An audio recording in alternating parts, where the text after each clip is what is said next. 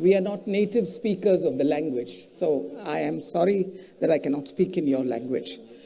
On behalf of the international civil society representatives, I, Nandini Azad, and our organization of 650,000 very, very poor women, thank you very much, particularly the Brazilian presidency, for giving us the privilege, the honor, and the pleasure of greeting you all, dignitaries on the stage, in the audience, officials from the G20 countries, sisters and brothers from the media, and from civil society, so many large number of people. So thank you on behalf of the international civil society organizations, the honor and pleasure of greeting you all dignitaries on stage, in the audience, officials from G20 countries, officials from the G20 countries, if they are here, sisters and brothers from civil society here and in Latin America, and the brothers and sisters from the media who are our great friends in civil society all over the world, the private sector, culture and all.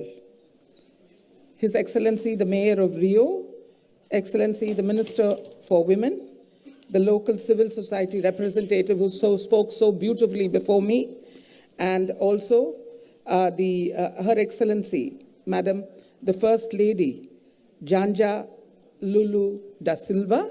Welcome. Did I say it right? That was the coaching. The whole day I was being coached how to use the pronunciation. His Excellency, the Foreign Minister. Last but not least, the Chief Minister for His Excellency President's General Secretariat and Office, Mr. Marcio Massado. Is that okay? Let me heartily congratulate the Brazil presidency and His Excellency, the President, for the historic innovation to include the voices from the ground, that is the civil society. Inclusion and access would be the token and the symbol of this presidency, I'm sure, because that is what the future holds for us. Social participation is very key to good governance in the international processes, bringing together the meeting of minds of governance and civil society.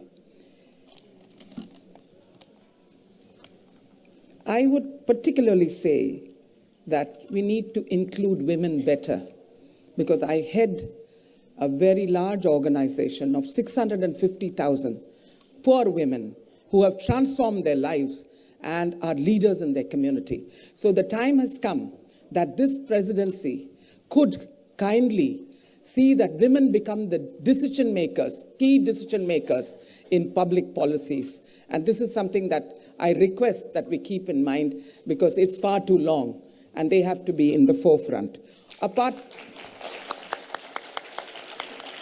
You see, unless you bring in women, there is not going to be the whole issue of inequity, gender inequity, inequality, and only that will bring in sustainable development, livelihoods, and of course, harmony in the family, in the community, and two, instead of one hand working. We have talked about this for too long, and the time has come that the G20 presidency under the leadership of Brazil and Madam also should take this up very, very firmly.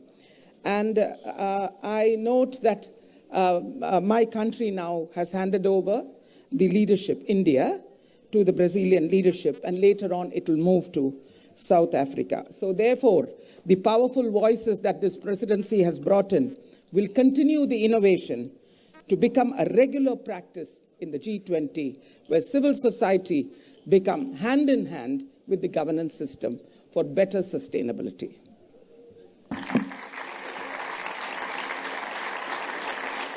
Why I mention President Lula many times, I must tell you, in secret, in confidence. Last year in the COP, the Conference of Parties, every time we would hear one head of state, and that was President Lula, who would come there and be part of the people who are polluters, who we watch and be there. He was one of the very few persons who would come there during the negotiations and sit there. We all appreciated him from civil society even before coming to Brazil. Not only women, but the participation of youth contributes to so much unrest, unemployment. We must make sure that the Alliance of the Global Alliance for Hunger and Poverty must pay special attention to the youth, and then the small farmers, small women farmers, because every time you talk farmers, it seems to be men. No, small farmers, there are a lot of women that do all those activities. Micro entrepreneurs, small vendors, hawkers, informal sector workers, indigenous people, and the poor and the disabled. We'll have to bring all those on the pale and margins of society. Their voices from the ground has to be heard, as you have facilitated in the Brazilian presidency. A real congratulations back to the leadership. I also would like to thank the civil society governance connection that this presidency has started, which India had sort of started before. But this is a formal way of getting a civil society, getting a summit, a social summit, which will discuss the policy issues before the governance meet, before the leaders meet. I think this deserves a big hand, that this is the first time that we have got space in a situation like this. The Global Alliance Against Hunger and Poverty is a most brilliant idea. I have to go faster? To finish. Yeah. So interestingly, 20 years ago, in the South Asia region, the SAARC, we started a poverty commission like this. And I think the time has come where you should have poverty commissioners who are practitioners from civil society, who know the ground apart from the theory. So therefore, the Alliance can count on us to make it very strong from what we have learned before. And not only qualitative numbers for planning, but what is the processes and where are the loopholes that we have to plug if we want that unity and harmony remain along with dialogue. Now, in terms of the... I'll finish it. Let me introduce myself. It's too late, but I'll take one more minute.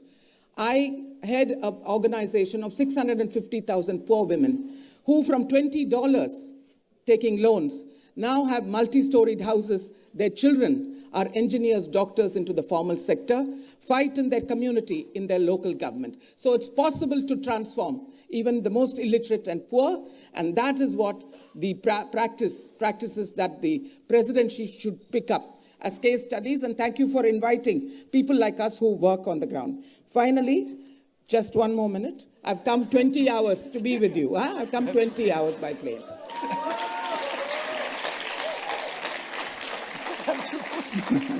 So, I would like to tell you that they started with $20. Now they employ 3 to 5 people, these poor women. And not only that, they have got their children moving into the formal sector. It's possible by cooperatives. We work with cooperatives, very poor women's cooperatives. And we got elected to the largest, oldest cooperative union in the world, the Raiffeisen Union, where Rabobank and Raiffeisen Bank sit on the board with a poor women's cooperative like ours. That is the power of people. That is the power of participation, which I think in Brazil you understand very much. So we like to offer, because he's forcing me now to not say any more good words about the presidency. It may not go well with your whatever. So thank you very much, and I thank the presidency for making the connect. And that is something which is a historic innovation. How many governance process want to put civil society into governance decision making? So thank you very much.